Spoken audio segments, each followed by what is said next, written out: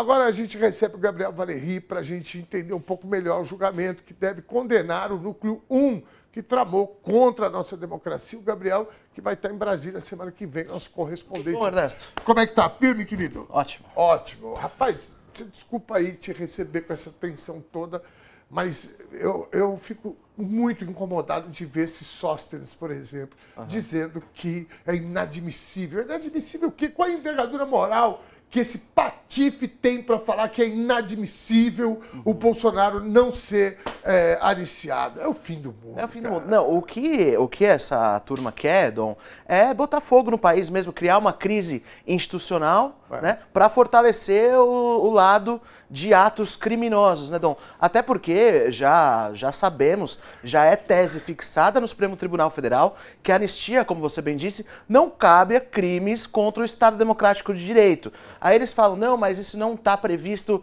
estritamente na lei, né? Porque a Constituição vai dizer que não cabe anistia para tortura, tráfico, terrorismo e crimes hediondos. Contudo, uma interpretação extensiva da Constituição, do artigo 60, parágrafo 4º, se eu não me engano, impede a criação de movimentos legislativos que atentem contra a própria democracia.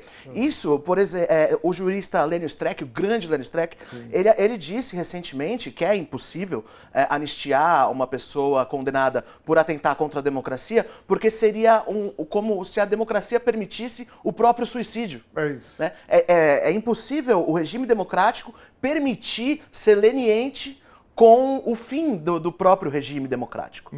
Então não é cabível, é inconstitucional, é a tese mais aceita. Inclusive o Fux, que tem algumas divergências, já também se posicionou nesse sentido. Então, Dom, é só para criar caso, é só para botar fogo. É só para alimentar, infelizmente, o que essa gente faz. Eu, de verdade, eu vou falar que os pobres coitados, sabe? Gente inculta, tomada pelo ódio, sabe? Contra o comunismo, defesa da família, pátria, não sei o quê. As pessoas que foram manipuladas, enganadas por essas pessoas. Isso não quer dizer que não tenham que responder pelos seus crimes, né? Muita gente na cadeia, muita gente com penas, né, altíssimas, e assim tem que ser mesmo. Agora, nós precisamos, né, também fazer uma análise de como é que chegamos até aí. E Com quem certeza. fez essas pessoas ficarem do jeito que ficaram, inclusive o Bolsonaro ainda saiu falando, né? Ele falou, é um bando de maluco aí, né? E primeiro falavam que eram petistas infiltrados, sabe?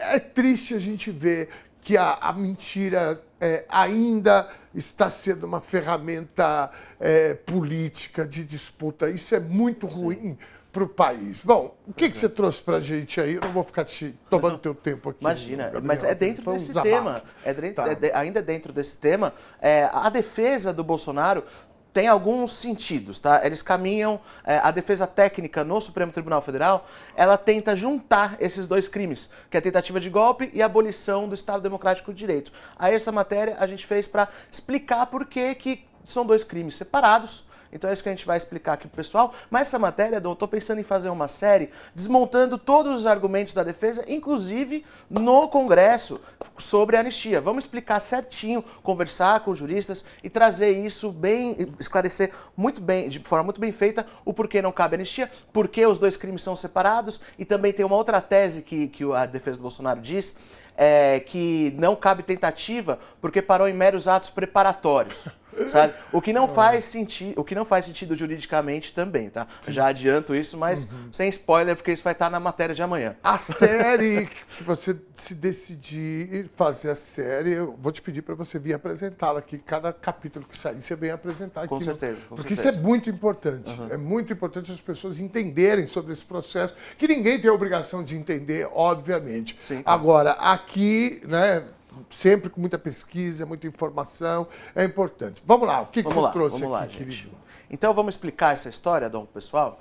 O julgamento sobre os ataques do 8 de janeiro colocaram em debate esses dois crimes previstos no Código Penal brasileiro: a tentativa de golpe de Estado e a tentativa de abolição violenta do Estado Democrático de Direito. São parecidos. Bolsonaro é acusado dos dois, além de organização criminosa. Ambos são crimes graves, previstos na lei que substituiu a antiga Lei de Segurança Nacional da Ditadura, a LSN, e foram incluídos no Código Penal em 2021. A diferença entre eles está basicamente no alvo de cada conduta. O crime da tentativa de golpe de Estado, está descrito lá no artigo 359-M, ele ocorre quando alguém tenta depor, por violência ou grave ameaça, um governo legitimamente constituído. Nesse caso, o foco é atacar diretamente o poder executivo, o presidente eleito pelo voto popular, proteger a soberania do voto. A pena é de 4 a 12 anos de reclusão, regime fechado, além da pena correspondente à violência, como a depredação do patrimônio público.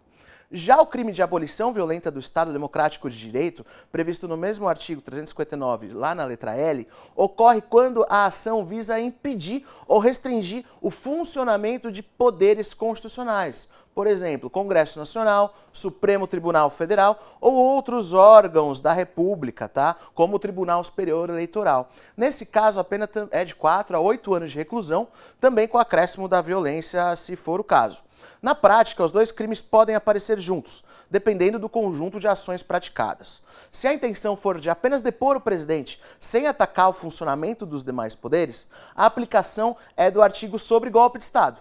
Por outro lado, se a finalidade for de paralisar ou derrubar o funcionamento das instituições constitucionais democráticas, como um todo, o que se aplica é a abolição do Estado Democrático de Direito.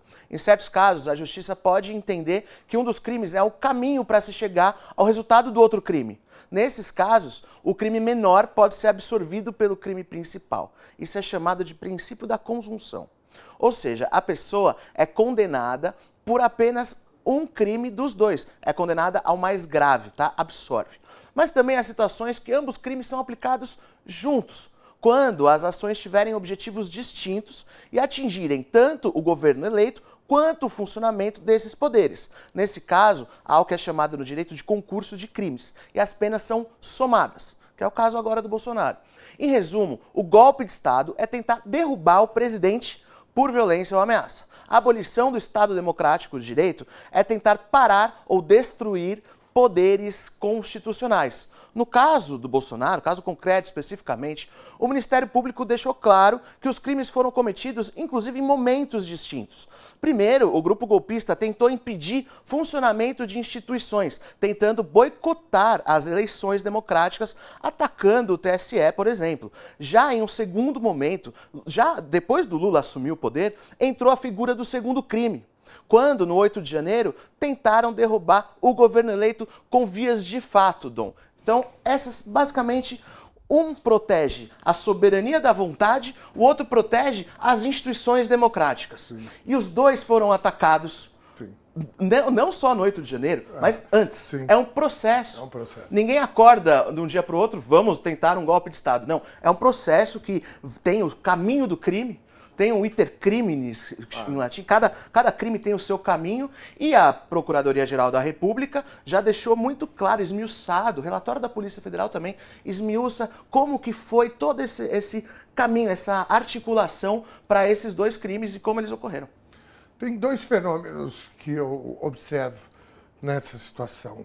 Tem vários, quero falar de dois. Primeiro, a competência do PGR, da Polícia Federal e do Alexandre de Moraes. Porque é necessário muita competência para fazer isso que eles estão fazendo.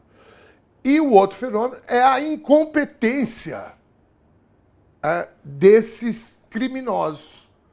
Porque a gente olha o Bolsonaro, o Bolsonaro, a gente já sabe que ele é inculto, boçal, um sujeito ignorante no sentido mais pleno, da falta do saber mesmo.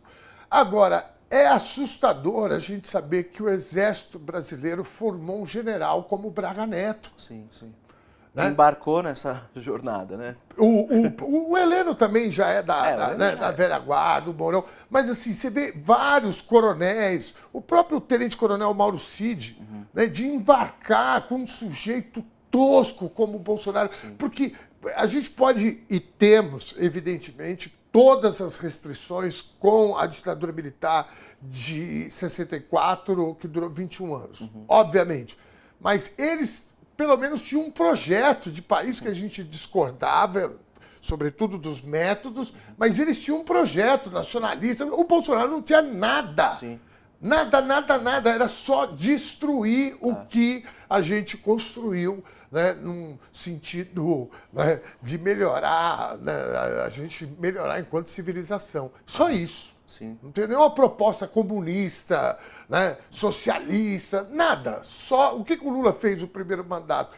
Pôs dinheiro, né, incluiu o pobre no orçamento, como ele gosta de falar, e está aí o resultado. O que isso quer dizer em relação ao comunismo que vai destruir as famílias? É demais, Não, né? imagina, eles criam esses fantasmas justamente para ter quem atacar, né? E fazem, repetem essa estratégia de acusar o outro de fazer as coisas condenáveis. Parece que eles sabem que é condenável defender tortura, defender a ditadura, como eles defendem. Agora chamam um julgamento por uma instituição democrática, dentro de um regime democrático, agora eles têm a ousadia de falar que isso é ditadura. Os mesmos defensores da tortura, que já cansamos de ouvir, que dá até nojo de lembrar algumas cenas, né? É isso, é isso. Agora, Gabriel, para a gente encerrar a tua participação, eu notei, por exemplo, a defesa do Paulo Sérgio, do ex-ministro da Defesa, colocando um pouco também, né, a culpa no Bolsonaro. Né? Olha, a gente tentou... foi um movimento talvez até tímido. E a minha pergunta a impressão que eu tenho é que os advogados avaliam que não tem jeito. Que você pode falar o que você quiser, porque o outro lado está com tudo. A casa caiu. Não é, Batata? Não é assim na Zona Norte que os caras falam, irmão, a casa caiu. Né? Não faz escândalo. Caiu a casa... Né? Agora vamos conversar e conversar direito. Está aqui, a pena é essa, né? Tá tudo certo. Eu estou com essa impressão, né, de que os próprios advogados, ontem ou anteontem, eu até fiz um comentário aqui, que a vida do advogado vai seguir. Sim, segue. Né? Ele vai continuar indo na Suprema Corte com outros processos, etc., outras instâncias, inclusive, e a vida segue. Ele cumpriu o papel dele, né, né, advogado, foi contratado, fez a função, defendeu os direitos do réu, todos eles têm direito. Agora, até aí só. Né? Os réus vão para a cadeia. Exatamente. E a vida vai seguir para um outro caminho. Então, eu andei sentindo ali meio protocolar, com essa exceção, né, do advogado do Paulo Sérgio, ex-ministro. Eu fiquei com essa impressão. Como é que você avalia? Sim, eu avalio da mesma forma, Dom. Foi interessante na intervenção deste advogado que a Carmen Lúcia conseguiu pescar, né? Pescar e incriminar, para aumentar ainda, né, a incriminação ao Bolsonaro, porque ele diz, né, que o Paulo Sérgio chegou a tentar dissuadir Bolsonaro, dirimir. Aí a Carmen Lúcia, espera um pouquinho, dissuadir de quê mesmo? De tentar o golpe de Estado? A gente tem esse vídeo aí, Natasha, se a gente tiver, a gente tinha preparado ele para o programa de ontem, o vídeo da Carmen Lúcia dizendo... Mas pera um pouquinho, deixa eu só fazer uma perguntinha. Se a Natasha está procurando. Foi bom certeira, a gente ver. Ela foi certeira. Então, realmente, né, a defesa... tem muita gente criticando também a defesa técnica dos advogados, dizendo que faltou ali uma sustentação oral de fato. Alguns advogados pareceram inexperientes ali na tribuna. Ninguém chamou de perseguição. Ninguém chamou de perseguição. Nenhuma defesa. Por isso que eu falo que a vida segue. A vida segue. Né? Então, o advogado, ele tem a obrigação e é direito defender os interesses do cliente dele, mas ele também tem um limite que atacar a justiça também, né? Aí para ele... E os advogados foram muito simpáticos aos ministros, né? Pois é. Com elogios de toda sorte. Teve um lá que falou assim, não, o atraente Luiz Fux. O Fux é atraente, como os cariocas, né? Ele fala. Eu entendi o que ele quis dizer, sim. Mas ficou engraçado.